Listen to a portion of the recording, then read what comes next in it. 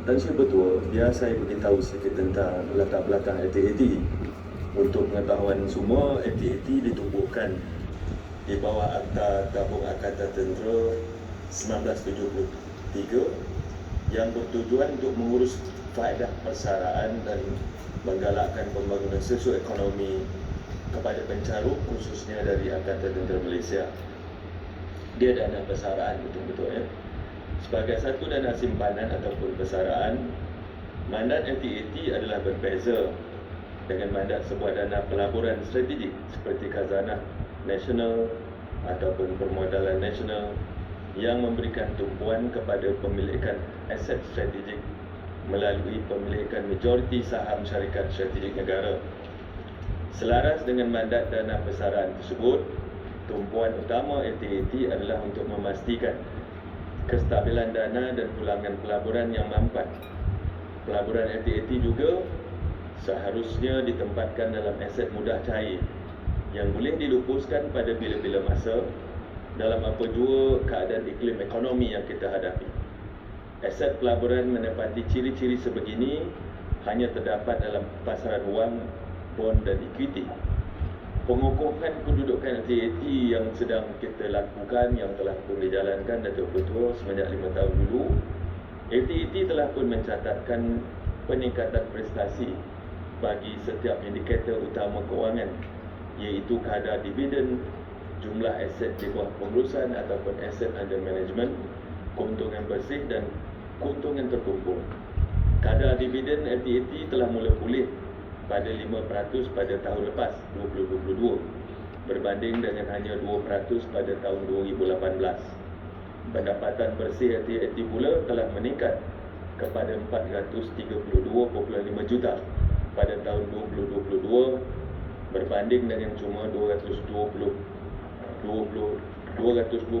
juta yang direkodkan pada tahun 2018. Keuntungan terkumpul dan sekutu ataupun retain earning ATAT juga telah mula berkembang dengan lebih besar kepada hampir 500 juta iaitu 498.7 juta juga menjelang akhir tahun 2020 tahun lepas berbanding dengan cuma hanya 38.7 juta pada penghujung tahun 2018. Ini adalah hasil daripada perjalanan transformasi 5 tahun yang telah turut melibatkan pelbagai inisiatif seperti meminda Akta Tabung Angkatan Tentera pada bulan Ogos tahun 2022 untuk menambah baik dan memperkokohkan 4 aspek penting kepada anggota tentera dan ATAT dari segi perlindungan ke atas wang caruman anggota tentera, meningkatkan perlindungan keselamatan sosial pencarum-pencarum, mengokohkan tata kelola ATAT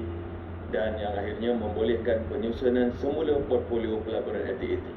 Ya, ni penyusunan semula ini telah pun mula dilakukan dan keadaan kewangan ATAT telah pun mula berubah dan bertambah baik dan baik sehingga pada hari ini.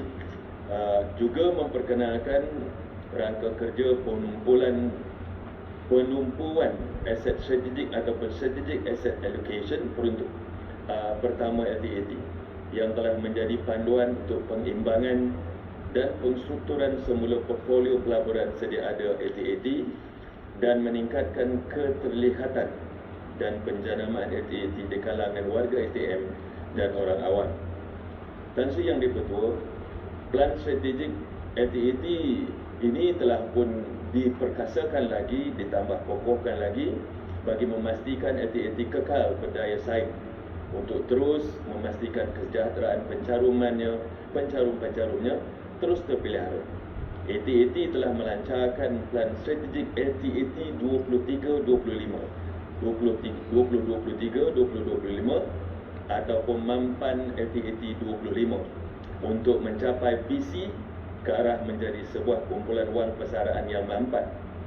Strategi yang akan dilaksanakan adalah bertujuan untuk beralih daripada sebuah dana pelaburan ke sebuah dana persaraan ataupun migrating from investment fund to retirement fund.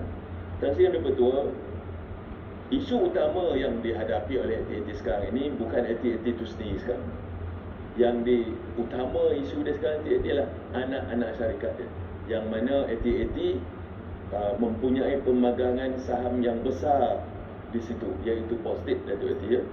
Pada masa ini, Datin Santri yang betul, terdapat beberapa isu legasi dalam kumpulan Post-it yang sedang dihadapi oleh AT&T. Di sini saya ingin mengambil kesempatan untuk menjelaskan isu-isu tersebut.